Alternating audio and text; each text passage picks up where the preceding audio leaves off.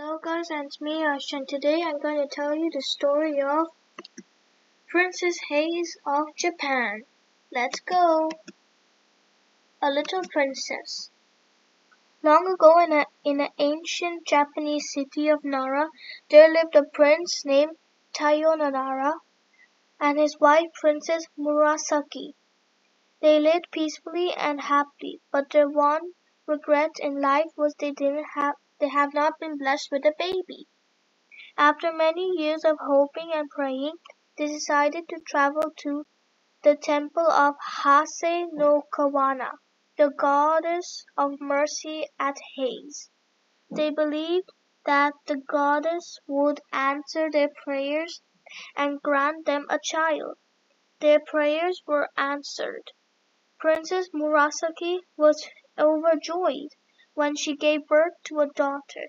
They called her Hase, the Princess of Hase, after the goddess who had answered their prayers. They brought her up with great care and attention, and she grew in strength and beauty. Tragedy. Tragedy struck the family when Hase was just 5 years old. Princess Murasaki became very ill. She called the little girl to her bedside and asked her to honor and obey her father. She said that if the prince married again, Hase should treat his new wife like her own mother. The little princess loved her mother dearly, and she promised to do as she asked. There was a great sadness in the kingdom when Princess Murasaki died. The new stepmother. Hase grew up just as her mother had wished. She was good and obedient. Not long after the death of his first wife, Prince Tonari married a lady of noble birth called Princess Truity. The prince's new wife was very different in character from the good and wise Princess Murasaki. Princess Truth had a cruel, bad heart. She did not love her stepdaughter at all, and she was often very unkind to the little girl. She always reminded herself, "This is not my child, this is not my child." Hase was talented and beautiful, like her mother, Princess Charut became very jealous of her. She was especially jealous of her love that Prince Tayonari had for his daughter. Hase never forgot what her mother had said before she died. She was always respectful towards her stepmother, and she never complained when she was cruel or unkind. The evil plan. Hase worked hard at her studies, and she was a wonderful poet. She was also an excellent musician, and she played the koto, a Japanese harp. She was so talented that she was invited to play for the emperor at the festival of cherry flowers. Princess Charut went with her, and the two of them played together at the emperor's courts. However, Princess Charut did not play half as well as her stepdaughter, and she was very angry that the child had given a better performance. She was furious when the emperor gave Hase lots of gifts to thank her for the performance. Prince Charut decided to get rid of Hase while her husband was away on hunting trips. She told her servants to bring her stepdaughter out into the wilderness of Hibari Mountains and kill her. She made up a story saying that Hase had done something terrible.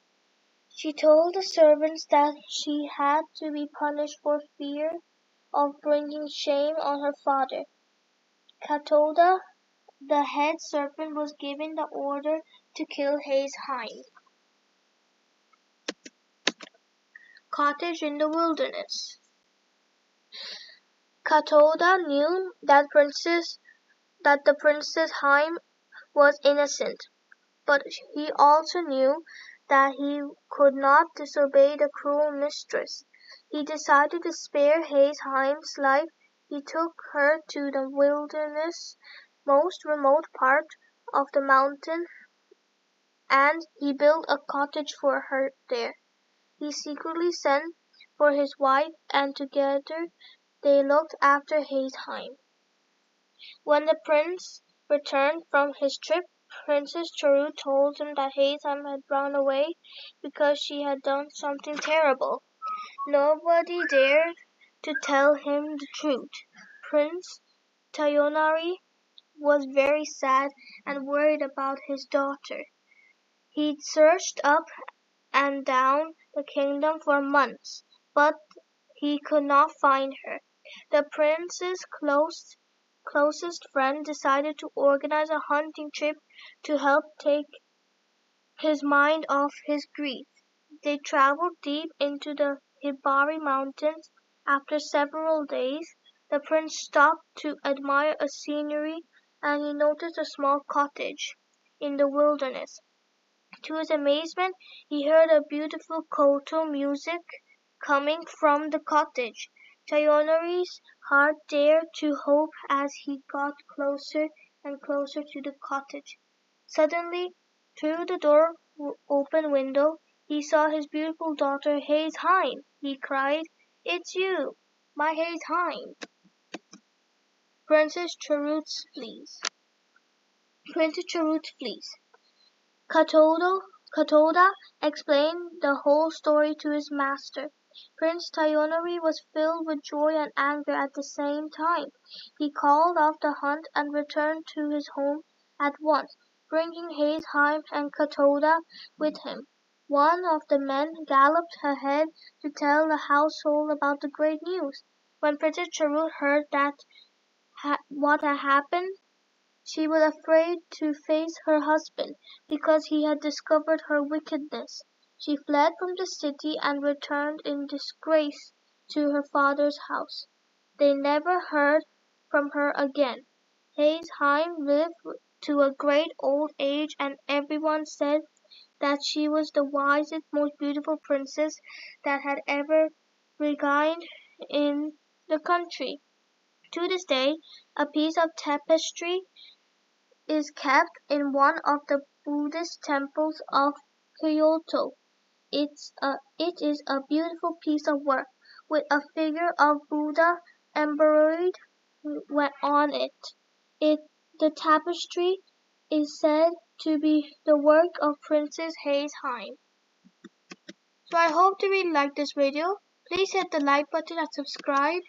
And to say, the source of all this information came from a book called Small World. It's a book which I got from school, and I asked my teacher could I borrow it. You can also check on Amazon or other online apps for a book called Japanese Folklore, The Tale of Princess Hase Haim. So hopefully you like the video. Please hit the like button and subscribe, and bye bye.